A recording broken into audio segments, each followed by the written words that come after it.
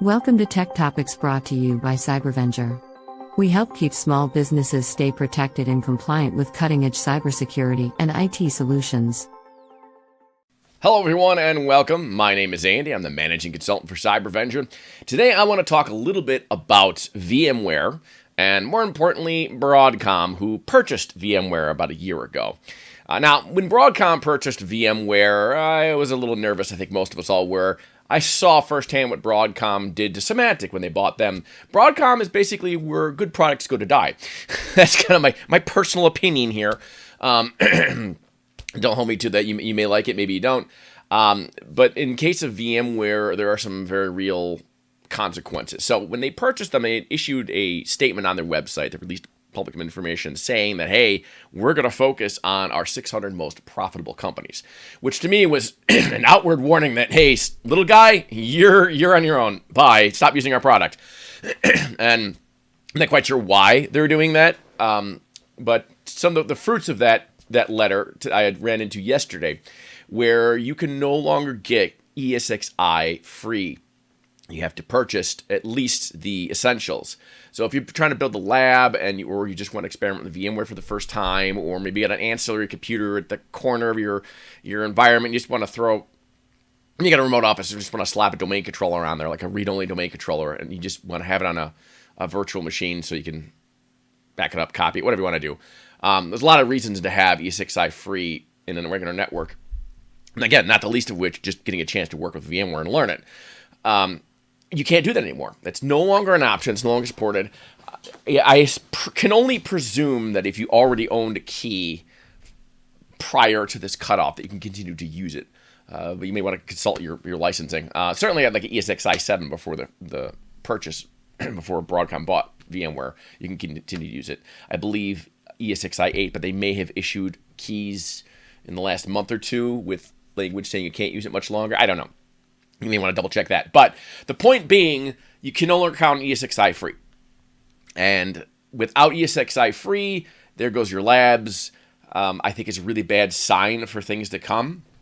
I've heard that, VMware's also switched to a subscription model, so you can't even buy things permanently. So if you do buy VMware for a single host, you want to do a smaller network, you're going to be paying forever. I have a number of ESXi free implementations out there for customers of mine. They use it for labs very often. Machines don't necessarily need to back up because you can't. The problem with the ESXi free versus Essentials. Essentials is fairly cheap comparatively anyway. Essentials lets you use the backup APIs, so Veeam can talk to it and get snapshots and back up automatically. Now, snapshots exist on ESXi free, but you can't really talk to it. There are products that will do that will still talk to ESXi free, but they're kind of a Band-Aid on there. I'm trying to think, was it Nikivo? I think was the backup software that did that. Somebody did, but I guess it's irrelevant now, right? That product is now history.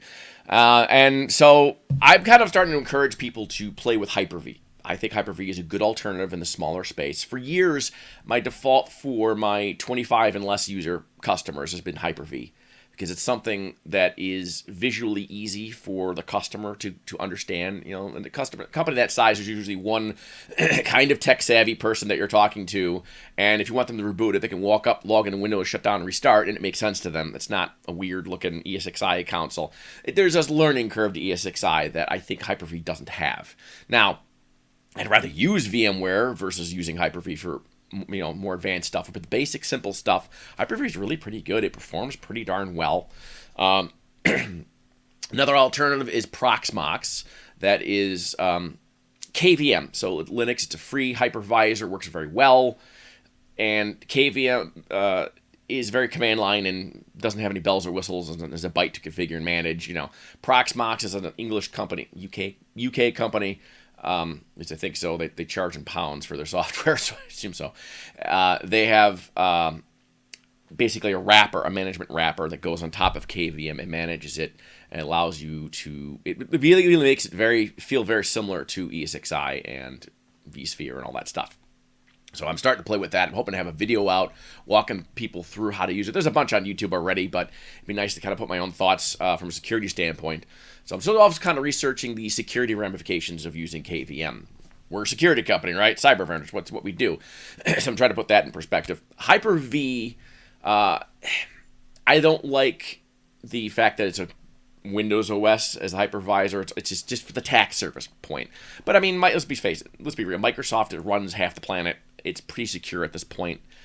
It's not like it's unsecure. It's just, I think it has a little more attack surface. Yes, you can run it without the GUI, and then, the non-desktop experience mode when you install it, but that's cumbersome. You get a command line to everything. That's a pain with Hyper-V. But the point is, Hyper-V is kind of a known secure. Nobody's going to fire you for putting Hyper-V in your environment as manager. Proxmox's still pretty new, so I'm trying to learn that. That's an alternative to consider.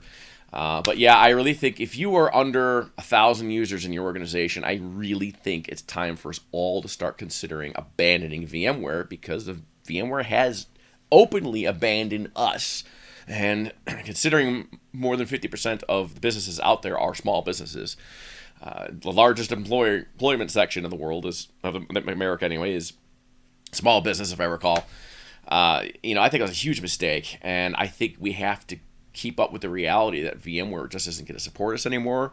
They're going to price their products out of reach of most small businesses, and I think it's time that, even though it's a great product, I think it's time that we as the people on the other side of the industry, the consumers, I think it's time for us to abandon VMware. And this hurts as a VCP. As someone who's built a lot of VMware implementations. I love VMware. It's a great product. ESXi, vSphere, I've done clusters, I've done replication, disaster recovery. There's a lot of experience I have with that, so this really hurts me to say, but I am seeing the writing on the wall, and I think those who don't get ahead of the curve are going to pay a lot of money, and it's just something to start looking into, start training on. If you're an IT person and you want to know what to train for next, learn Hyper-V better. Anything you could do in ESXi and vSphere, clusters, HA, all that stuff you could do in Hyper-V, go learn it. It's time. I've been putting it off too long. Actually, there's some cool stuff you could do in Hyper-V with cross-replication. It's good for small business. I may do a video on that, how to do disaster recovery with Hyper-V. But anyway, that's my rant for today. I'm already at 7 minutes for just a rant video. So that's all I got, and I'll see you all in the next one. Thanks for watching. We hope this video has provided valuable information to you. Be sure to share this video with other small business owners to spread the word about the importance of cybersecurity. As always, don't forget to like and subscribe for more videos like this. If you want more information about cybersecurity, visit us at www.cybervenger.com.